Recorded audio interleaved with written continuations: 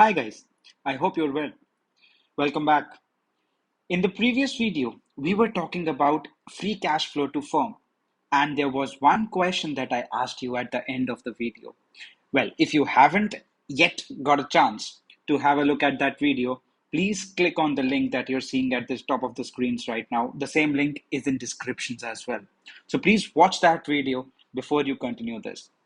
In the previous video, we were talking about free cash flows and why is it important for you to go beyond the formula to understand the things. And the question that I asked you in the previous video was how would you adjust the working capital changes in this computation? We were discussing, suppose in 2020 you had accounts receivable of 100. In 2021, it increased to 120. Now, the difference is 20. Now, how would you adjust this 20 in the computation? We had some of you commenting on the video with the correct answers. Some of you sent us a personal message with the answers. Some right, some incorrect. So, let's see the reasons. Now, if your accounts receivable increased from 100 to 120, that means you have sold more goods on credit than you have received the cash from existing receivables. Correct? That means you are still, the cash is still tied up in accounts receivable. Why? Because you have not yet collected the money. And since more of your cash now is tied up in this accounts receivable, so for the business, it is regarded as an outflow. Why? Because now more of your cash is getting tied up as a part of accounts receivable. Same is the case if I tell you, okay, inventory. In 2020, inventory was 50, and in 2021, it became 100. That means more of your cash now is getting tied up in inventories,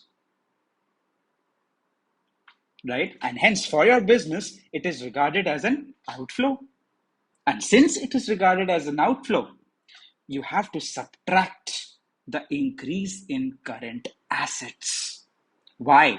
Because if your current assets increase, that means more of your cash is getting tied up in those current assets. On the other hand, if I tell you that the inventory was 100 and now it became 50, now what does this indicate? This indicates that you have sold the inventory. That means you might have received cash, right? You have converted this inventory into cash. And hence, now you have more cash with you.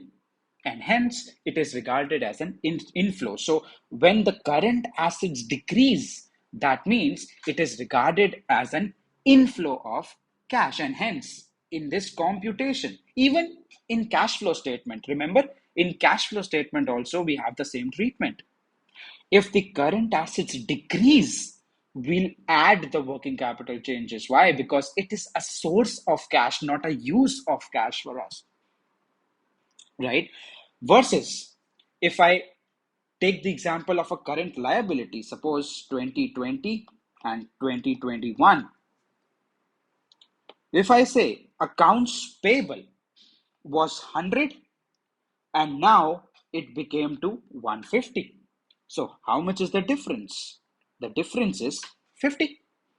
But a plus in the computation or a minus? Are you getting more cash or you are paying cash? If your accounts payable increases, that means you are holding on to that cash. You are not paying yet, because if you would have paid, your liability should have decreased, right? That means you are still holding on to the cash. And since you are holding on to the cash, you have more cash now that you can use somewhere.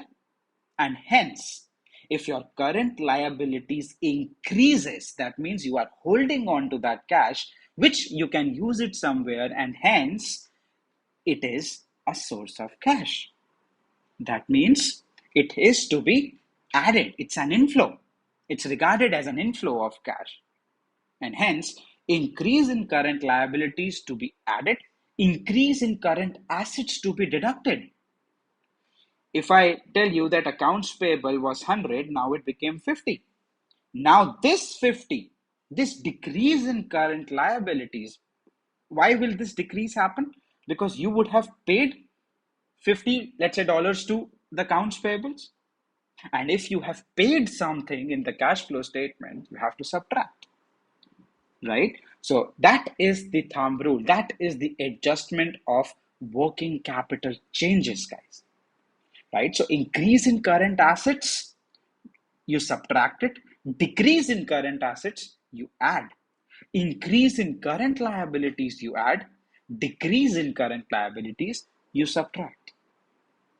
All right. I hope that made the concepts a bit more clear. I'll see you in the next video, guys, with FCFE.